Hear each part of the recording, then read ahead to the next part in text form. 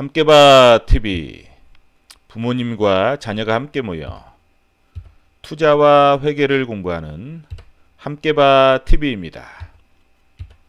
저번 시간에 유형 자산에 대해서 배웠습니다. 형태가 있고 눈에 보이는 자산이 유형 자산이에요. 유자가 있을 유. 형은 형태. 그래서 형태가 있다. 있을 유자예요. 있을 유. 그런데 형태가 없는 자산도 있어요. 이것을 무형 자산이라고 했어요. 무는 없을 무, 형태가 없다. 이것은 유형은 형태가 있다. 엑소는 옆에 사진 보면 이게 엑소 사진이에요. 엑소는 SM이라는 회사의 그 소속 아이돌 그룹이에요. 9인조죠. 엑소가 인기가 있으니까 다른 회사에서 엑소한테 야, 우리 회사에서 같이 활동하자라고 말할 수 있잖아요. 그런데 엑소는 SM에서 활동해야 돼요. 왜냐하면 SM은 엑소에게 전속 계약금을 주고 전속 계약을 맺었어요. 전속 계약이라는 것은 일정 기간, 만약 3년 정도 전속 계약을 맺으면 3년 동안 우리 회사에서 활동을 해야 돼요. 그렇지 않으면 위약금도 아주 크게 물어야 돼요. 그렇기 때문에 나중에 법에 걸려요. 그렇기 때문에 전속 계약금을 주고 전속 계약을 맺었기 때문에 엑소는 SM에서 활동해야 돼요. 전속 계약금은 우리 눈에 보이지 않지만 SM이라는 회사에게는 엑소를 다른 회사로 가지 못하게 막는 그러한 재산이에요. 재산. 그래서 이 전속 계약금은 무형 자산에 포함돼요. 눈에 보이지는 않지만 형태는 없지만 어때요? 자산이에요. 자산. 옆에 사진은 기아 자동차에서 2019년에 출시할 소울이라는 차예요. 그런데 이 차를 개발하는데 그 들어가는 비용이 있어요.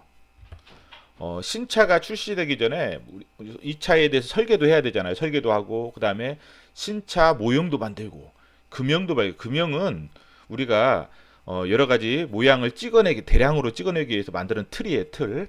금형도 만들고 또한 이러한 개발비는 어때요? 눈에 보이지 않죠? 그렇지만 무형자산에 포함이 돼요. 옆에 사진은 그 밑에 옆에 사진은 어때요? 자이글이라는 회사에서 만든 적외선 조리기예요. 적외선 조리기.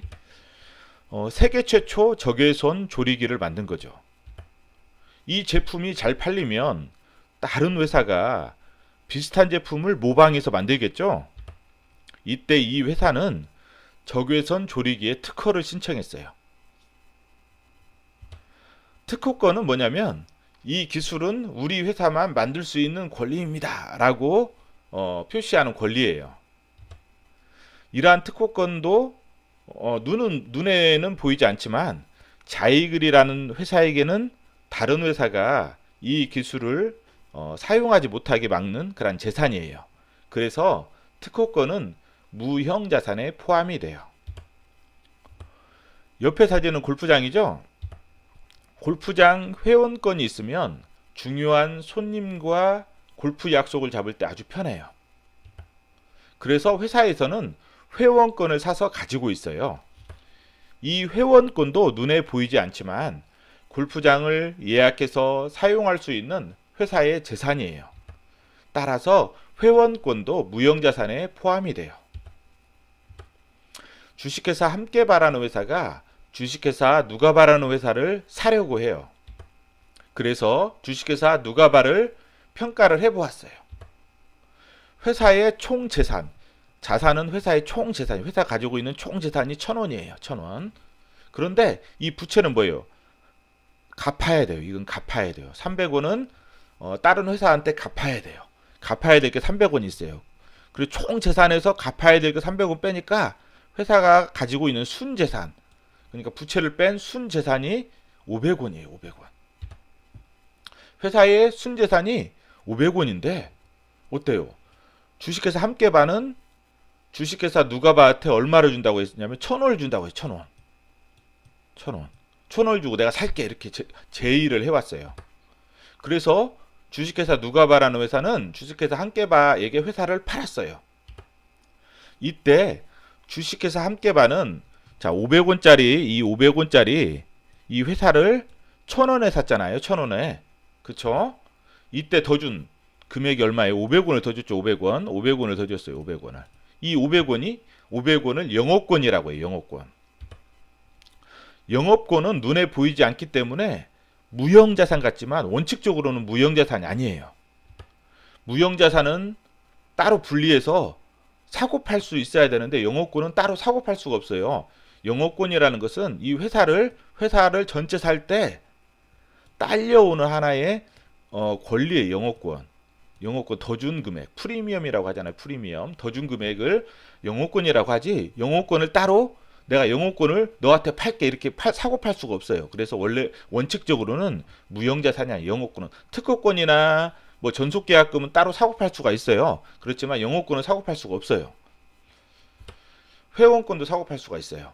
자, 어떤 회사는 무형자산과 영업권을 따로 기록하는 회사도 있고요. 어떤 회사는 무형자산으로 기록하는 회사도 있어요.